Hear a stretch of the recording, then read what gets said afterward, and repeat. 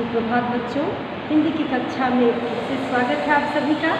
और आज मैं पाठ 7 लेकर के आई हूँ मेरी किताब। तो आप सभी ने पुस्तक देखा होगा बच्चों की एक छोटी सी बच्ची पुस्तकों के बीच में किस प्रकार घिरी हुई है और वह चारों ओर पुस्तक ही पुस्तक देखकर किस प्रकार घबरा गई है। वह जब लाइब्रेरी में मौसी के घर गई है उसने देखा है कितनी सारी किताबें और इतनी सारी किताबों को देखकर उसकी आंखें फटी की फटी रह गई हैं। तो चलिए हम सभी पुस्तक की कहानी की ओर चलते हैं। यह पुस्तक में बच्चों दिया गया है कि माँ ने यानी कि वीरू की माँ ने वीरू को एक संदेश देकर अपनी बहन के पास भेजा, यानी कि वीरू की मौसी। तो माँ ने वीरू को संदेश देकर अपनी बहन के पास भेजा। मौसी ने प्यार से वीरू को अंदर बुलाया और बैठक में ले गई। बैठक यानी कि बैठने की जगह, जहाँ हम लोग कोई भी आगंतुक आते हैं तो उन्हें हम लोग बैठाते हैं, ठहराते हैं।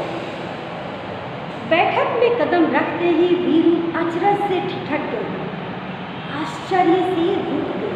अचरज यानी कि आश्चर्य होना और ठिठक जाना यानी कि रुक जाना। तो वह अचरज से ठिठक गई यानी कि आश्चर्य से रुक गई। उसने सोचा, बाप रे इतनी सारी किताबें। वह अचानक से बहुत सारी किताबें देखकर घबरा गई और उसके मुख से निकल गया, बाप रे इतनी सारी किताबें। वहाँ नीचे से ऊपर तक किताबों से भरी खाने वाली लंबी दीवारें थी, जहाँ पर किताबें ही किताबें भरी पड़ी थी। वह आंखें फाड़े फाड़े देखती रही, इतनी सारी किताबें। अंत में उसने साहस करके मौसी से पूछ लिया, क्या आपके पास बच्चों के लिए भी किताबें हैं? मौसी ने कहा, हाँ यह देखो। और उन्होंने एक अलग ही खाना दिखा दिया और उन्होंने कहा, हाँ यह देखो, यह वाला खाना और यह वाला खाना। वीरू ने हैरानी से कहा, इतनी ढेर सारी किताबें, मेरे पास तो इतनी किताबें नहीं हैं। मौसी ने कहा, यदि तुम चाहो तो मैं तुम्हें पढ़ने के लिए कुछ किताबें दे सकती हूँ। तुम्हें किस तरह की किताबें अच्छी लगती हैं, पसंद हैं, यह मुझे बता दो, मौसी ने वीरू से कहा। वीरू ने धीरे से कहा, मुझे मालूम नहीं, क्योंकि बच्चे पढ़ना नहीं चाहते हैं। आप में से भी कुछ बच्चे हैं पढ़ना नहीं चाहते हैं, और अगर आपसे पूछा जाए कि बताओ कौन सी किताब पढ़ोगे, कौन सा पसंद करते हो, तो आपके मुख से भी अचानक यही निकलेगा, पता नहीं, मालूम नहीं। तो उसी प्रकार वीरू ने भी कहा। तो वीरू ने कहा, मुझे मालूम नहीं। मौसी ने एक किताब निकालकर वीरू को पकड़ाई और कहा, तुम यह किताब पढ़कर देखो। वीरू घबराकर पीछे हटी और बोली, बाप रे यह तो बहुत मोटी है। अचानक से मोटी किताब सामने पाकर वीरू बिल्कुल घबरा गई। बाप रे, उसके मुंह से निकला, बाप रे यह तो बहुत मोटी है। मौसी ने सुझाव दिया, अच्छा तो फिर शायद यह वाली ठीक रहेगी। वीरू बोली, यह बहुत बड़ी है, मेरे बस्ती में नहीं आएगी। उसने एक बहाना किया कि ये किताब बहुत बड़ी है, यानी इस किताब का आकार बहुत बड़ा है, तो ये मेरे बैग में, ये मेरे बस्ते में बिल्कुल नहीं अटेगा। मौसी ने एक तीसरी किताब दिखाई और इसके बारे में क्या ख्याल है? मौसी ने तीसरी किताब दिखाकर वीरू से पूछा, और बताओ कि इसके बारे में क्या ख्याल है?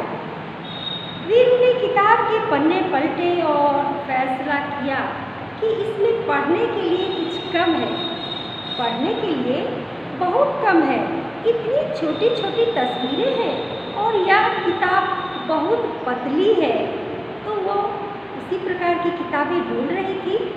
मौसी ने कहा, वीरू मुझे तो लगता है कि मैं तुम्हारे लिए किताब नहीं चुन सकती, क्योंकि वीरू बिल्कुल परेशान थी। वह समझ नहीं पा रही थी कि किस किताब को वह कहे कि हाँ ये मैं पढ़ सकती हूँ, ये मेरे पढ़ने योग्य है।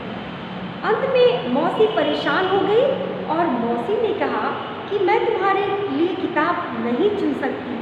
ऐसा करना, अगली बार तुम आओ तो अपने साथ एक फुट्टा लेते आना। फुट्टा, तो फुट्टा का अर्थ यहाँ पर नापने वाली स्केल के लिए कहा गया है, जिससे हम लोग नाप करके पता करते हैं कि इसकी लंबाई क्या है, इसकी चौड़ाई क्या है। आप सभी भी स्केल के माध्यम से बहुत कुछ नापते होंगे।